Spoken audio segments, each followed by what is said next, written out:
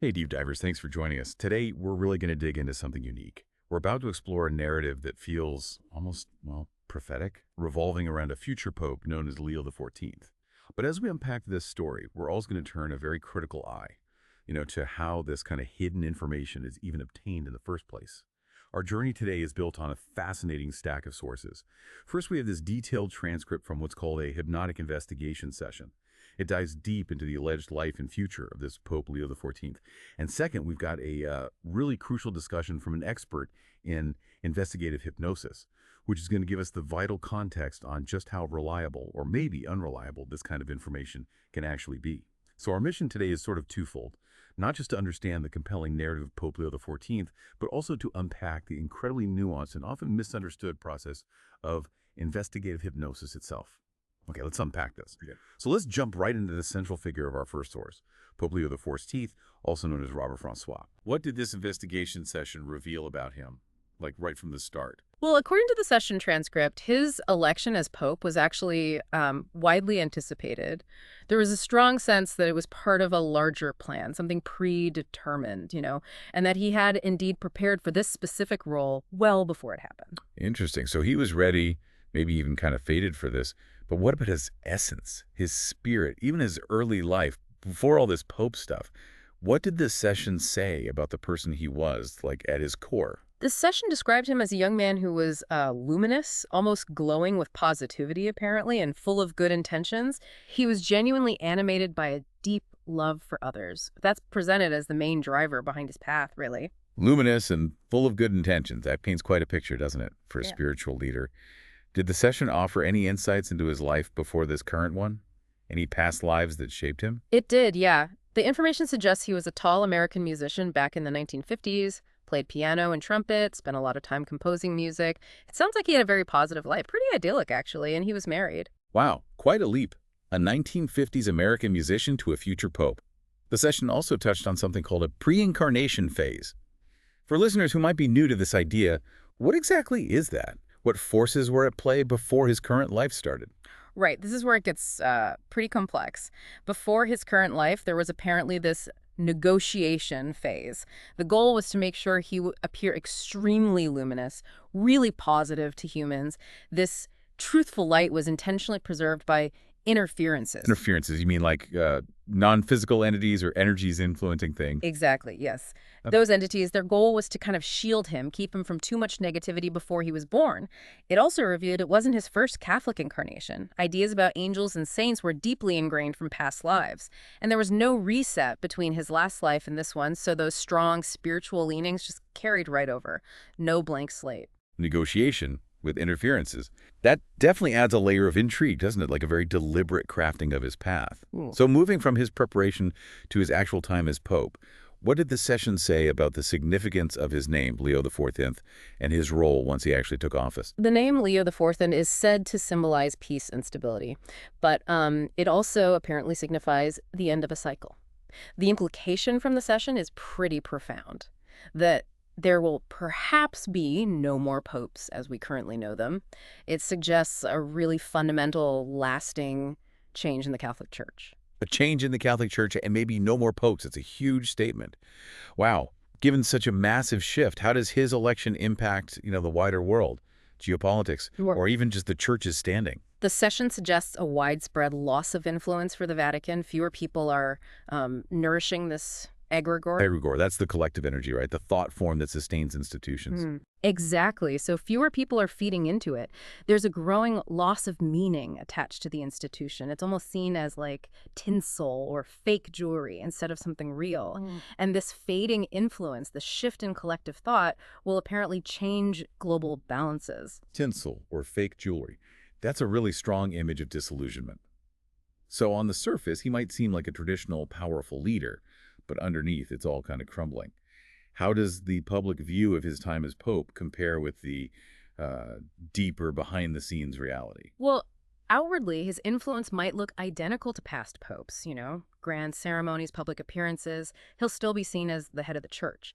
But beneath that surface, there's this deep loss of power that will just quietly wither away over time. The session indicates his own decisions will actually just confirm people's growing disinterest, causing the institution itself to sort of shrink and wither away over the years. That's a tragic irony almost. How does Pope Leo IV himself experience this decline in real power, especially since he was supposedly chosen for being so luminous and positive? Initially, he's said to live in a state of beatitude, totally convinced he's in the right place, full of great things to do. But gradually, spending more time in the Vatican, he starts to notice the flaws, the manipulation within the system. Apparently, he knew about potential manipulation even before he was elected, but he saw it as a kind of necessary evil, justifying actions he wouldn't have considered before. And while he genuinely believes he's staying aligned and integral to his mission, the session reveals his light will be nibbled away over time. So his good intentions get slowly eroded by the environment, the compromises. You mentioned interferences earlier, guiding him. Were there specific types of entities involved during his papacy? Yes. The session revealed he has a humanoid as his current companion. That's an influencing entity that looks human-like. And previously, it was a reptilian, a reptilian-like entity. The switch between these two was described as totally fluid and completely planned from her interference's point of view. A humanoid and a reptilian as spiritual companions. That's quite an image. What do these companions represent in this framework? Are they seen as literal guides or maybe more symbolic? And how did Leo IV himself perceive this shift? Do you understand what was happening? In this context, they're usually seen as distinct conscious entities influencing the person. And Leo IV himself, he felt it really in his body. He perceived it as intense ecstasy, genuinely believing he had received God. This whole experience, this engagement, was apparently planned already before in the pre-incarnation phase. He was sort of primed for it. That's unsettling. A profound spiritual experience being pre-planned by external forces. It really makes you question, doesn't it? Yeah. What we see as divine intervention versus, manipulation. What were the motivations behind these interferences, choosing him specifically? Why him for this key role? They apparently conducted tests with several candidates. They'd even tried with Pope Francis, the session suggests, but ultimately needed someone who seemed even more innocent, purer to the public eye. This was a long-term strategy, very different from previous popes who were often seen as, scary or power-hungry. This light of Leo XIV's was basically a marketing choice to tackle the loss of population interest in the church and the public's deep need for hope. He was actually sort of preserved during his preparation, not abused, to make sure he genuinely believed in light and God. This involved 5 preparatory incarnations, including one as a medieval monk who was saved by a luminous apparition after praying during an accident. 5 incarnations of prep work. It's almost like a cosmic PR campaign, choosing someone for their light to fix a loss of population interest. That's a very cynical view from these interferences, but maybe pragmatic from their perspective. So what about the end? The end of his time as Pope. What's his ultimate fate, according to this session? It's described as total disappointment. He basically wakes up and understands he wasn't chosen by God after all. He sees his own perversion and can no longer tell his thoughts apart from others. He's depicted in fetal position in a black hole, just crying. Because his thoughts, his ambitions, were ultimately those of his main interferer. His drive wasn't really for domination, but more a desire to shine, a kind of self-admiration. So his downfall wasn't greed for power over others, but that personal desire to shine. It feels remarkably human, doesn't it? Even in someone supposedly so pure. Ambition twisting things. This whole narrative about his personal decline and the church's future takes a really dramatic turn here. What did the session say happens after him? Does the church recover, or does the decline just continue? The future is foreseen as pretty chaotic, actually. With the Vatican in fire, symbolically, representing destruction or total unraveling, his actions, influenced by the negative energies within the Vatican, are what set fire to the powder. The interferences themselves are even said to regret not having calmed the others or maybe preserved his innocence better. They got too confident. Ultimately, they lost popularity with humans as the Catholic Church because of how it all played out. So if traditional religion is losing its grip, like this narrative suggests, what fills that void? Does something new emerge in human belief systems? 2 main possibilities were presented in the source. One is the rise of an external god through extraterrestrial manifestations. These would be connected to revelations about ancient human history, old civilizations, leading to new beliefs centered on these perceived saviors. The other possibility mentioned is a small expansion of the Muslim religion, but overall, the trend is just a general disinterest for old religions. Okay, so beyond traditional religion or even new external saviors, what does this session suggest really interests humans over the long haul? What's the deeper drive? It's the pursuit of completeness, which is described as reconnecting with an amputated part of self. The old systems, the session suggests, just don't meet this deep need anymore. It's seen as an individual process, introspection and a return to self. Fanaticism, giving your power away to external forces, that's presented as the total inverse of this path to real freedom and self-discovery. An amputated part of self. That's a really powerful phrase. Can you unpack that a bit? What does that completeness really mean here? Integrating stuff we suppress or something else? Yeah, it refers to the idea that humans, maybe in our current state, are sort of disconnected from a larger, more whole version of ourselves, like a spiritual core. The amputated part is that higher self, that intrinsic wisdom that's been lost or ignored, maybe. So the path to completeness is that process of reintegrating that inherent wisdom and power, rather than looking for it outside ourselves. That makes a lot of sense, actually. And what about right now? The current awareness of Pope Leo XIV. Is this story widely known, or is it still very much hidden information? Well, the source suggests there's widespread disinterest, particularly in Europe. This leads to a real lack of information on him, even for AI systems, because it's not yet enough provided in the general data streams people access. But that other information, the stuff about individual completeness, that return to self, that is described as spreading, maybe on a deeper level. So what does this all mean for how we view information itself?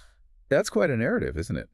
A supposed future pope, chosen for his light, gets consumed by the system, maybe leading to the symbolic end of an ancient institution and the rise of new ways of thinking. It really highlights why we need to understand the source of claims like these, which is exactly what we need to dive into next.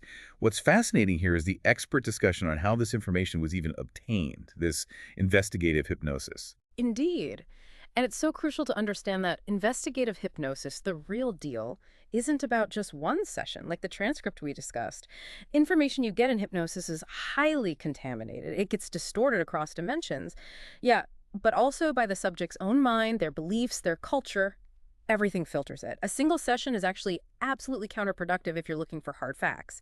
Think of it like trying to communicate underwater using different languages. The message gets completely deformed. That's a great analogy, communicating underwater.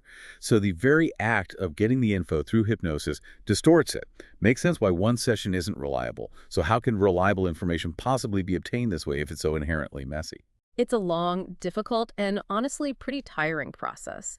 It absolutely requires teamwork across literally thousands of sessions, with different people, different operators, all working independently, not influencing each other. And only the information that shows up as common to all or almost all of those thousands of sessions is considered reliable. This ends up being a really tiny percentage of the total data, perhaps lower than 2–3%. The rest is basically junk information. The real point of investigative hypnosis is building this huge puzzle from that filtered common info. It's totally different from just using hypnosis to help a client with their personal issues. Wow, an incredibly strict filter. That really shows the challenge. Can you give an example of what is considered reliable under those conditions? Something that consistently pops up? Certainly. Examples include really consistent descriptions across thousands of sessions of entities like greys or insectoids, often described as looking like a praying mantis or reptilians, lizard or snake-like beings. Other things that come up consistently are the exact color of Mars, details about non-physical subterranean areas under major cities, and specific types of implants, their form, their function. The level of detail and how consistently it appears is key. Okay, that brings up a big question about the method itself. What about investigating third parties in hypnosis? People not directly involved in the session. Is that even possible? What are the issues there? Well, the subliminal part of a person, their deeper consciousness, might not authorize information outflow. It might just say no. Now, information can sometimes be accessed through an open channel if an entity is already interfering with the subject, because that entity has kind of opened the line, right? But investigating non-interfered third parties, there's no guarantee of access at all. And if information does seem to come through, it might just be from some cunning entity pretending to be that other person, giving you totally distorted information. The reliability is extremely low in those cases. So even if you think you're getting something, it could easily be a trick, a misdirection. That's a huge warning about these sources. To make this more relatable, What's an everyday analogy for sorting out reliable info, given all these traps? It's a bit like finding news online, you know? You'd naturally trust official, established news agencies, more like, say, ANSA or ADN Kronos in Italy, or AP, Reuters elsewhere, more than some random blog with hardly any followers. Even though, yeah, an official source might still manipulate info higher up, the basic reliability and public scrutiny are key at the ground level. A random blog with no oversight. It offers zero guarantee of accuracy. It's about evaluating the source, its methods, its track record. Right, that makes sense. Given how tough this process is for reliable data, is there ongoing work in this field? What kinds of topics are they tackling with investigative hypnosis now? Oh, yes, absolutely. There are current regressive hypnosis investigation cycles underway, but they focus on very restricted spaces or specific themes. For example, the expert discussion mentioned investigating pedophilia in the Catholic Church as one such focus theme.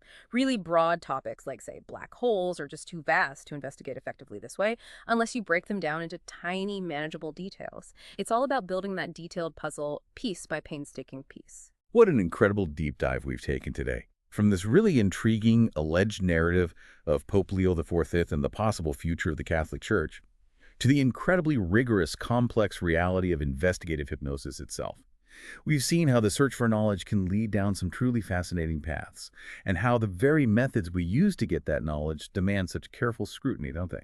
Exactly. And if we connect this to the bigger picture, it just underscores how important critical thinking is, especially now in our information-flooded world, particularly when dealing with unconventional sources or hidden information, discerning what's reliable, what might be contaminated, what could be totally made up. That skill is more valuable than ever. It's not about dismissing everything out of hand, but really understanding how information comes to us.